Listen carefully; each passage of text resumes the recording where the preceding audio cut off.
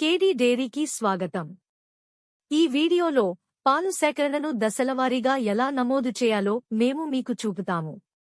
ముందుగా కేడీ డైరీ యాప్ని తెరిచి హోమ్ స్క్రీన్ నుండి మిల్క్ కలెక్షన్ ఆప్షన్ మీద ట్యాప్ చేయండి.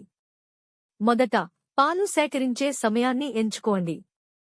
సేకరణ ప్రకారం ఉదయం లేదా సాయంత్రం ఎంచుకోండి. ఒకవేళ మీరు మునుపటి రోజు ఎంట్రీని మర్చిపోతే మీరు తేదీని మార్చి దానికి అనుగుణంగా మిల్క్ ఎంట్రీని అప్డేట్ చేయవచ్చు. ఇప్పుడు కస్టమర్ను ఎంచుకోండి. మీరు జాబితా నుండి కస్టమర్ను ఎంచుకోవచ్చు లేదా నేరుగా కస్టమర్ కోడ్ను నమోదు చేయవచ్చు. కస్టమర్ కార్డ్ పైభాగంలో మీరు ఒక రంగు చుక్కను చూడవచ్చు. ఎరుపు చుక్క అంటే మునుపటి రోజు ఎంట్రీ లేదని అర్థం. ఆకుపచ్చ చుక్క అంటే మునుపటి రోజు ఎంట్రీ ఇప్పటికే ఉందని అర్థం. మీరు రికార్డ్ చేస్తున్న మిల్క్ ఎంట్రీల ఆధారంగా పాల రకాన్ని కూడా ఎంచుకోవచ్చు.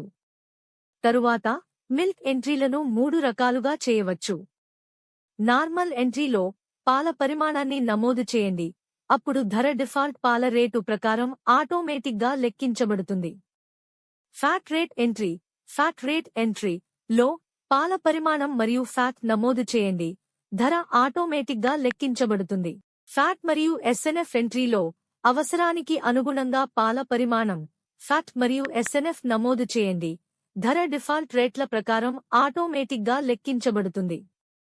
సేవ్ చేసే ముందు దయచేసి పాల రేటు మరియు మొత్తం ధరను సరిచూసుకోండి. అన్ని వివరాలను తనిఖీ చేసిన తర్వాత సేవ్ బటన్ మీద ట్యాప్ చేయండి. మీ మిల్క్ ఎంట్రీ విజయవంతంగా సేవ్ చేయబడుతుంది. ఈరోజు చేసిన అన్ని మిల్క్ ఎంట్రీలను మీరు స్క్రీన్ కింద చూడవచ్చు. పాత ఎంట్రీల కోసం మునుపటి రికార్డులను చూడటానికి రికార్డ్ విభాగాన్ని తెరవండి. ఒకవేళ మీరు తప్పుగా ఎంట్రీ చేసి దానిని తొలగించాలనుకుంటే ఎంట్రీ కార్డ్ మీద నొక్కి పట్టుకోండి. ఆపై డిలీట్ బటన్ మీద ట్యాప్ చేయండి. ఎంచుకున్న ఎంట్రీ తొలగించబడుతుంది. ఈ విధంగా మీరు కేడీ డైరీలో పాలు సేకరణను సులభంగా నిర్వహించవచ్చు. మా యాప్ను ఉపయోగిస్తున్నందుకు ధన్యవాదాలు.